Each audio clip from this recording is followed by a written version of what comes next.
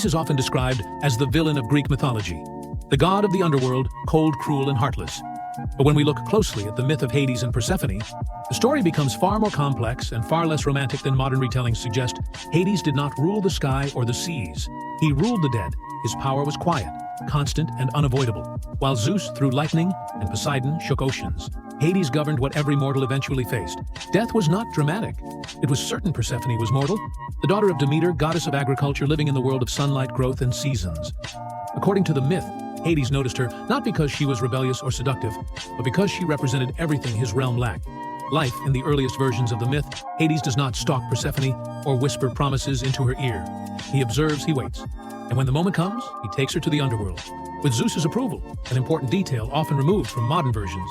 This act is not framed as romance, it is framed as order in ancient Greek culture. Marriage was not about love, it was about alliances, power, and balance. Persephone's descent into the underworld was not a love story. It was an explanation for the seasons when Persephone vanished. Demeter mourned crops, failed the earth withered, and humanity suffered, forcing the gods to intervene, not out of sympathy, but necessity. Eventually, a compromise was reached. Persephone would spend part of the year in the underworld with Hades, and part of the year in the world above.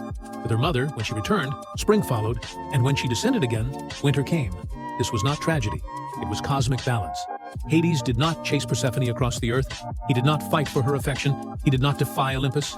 He accepted the terms, and that acceptance is what makes Hades different from the other gods. Zeus took what he wanted. Poseidon pursued endlessly. Apollo loved and abandoned. But Hades ruled, endured, and followed the laws given to him over time.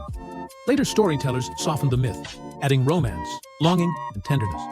But in its original form, the story explains how life and death coexist, not how love conquers all. Persephone did not escape the underworld. She became its queen, ruling beside Hades, bridging the worlds of life and death. Not as a prisoner, but as a necessary force in the balance of existence.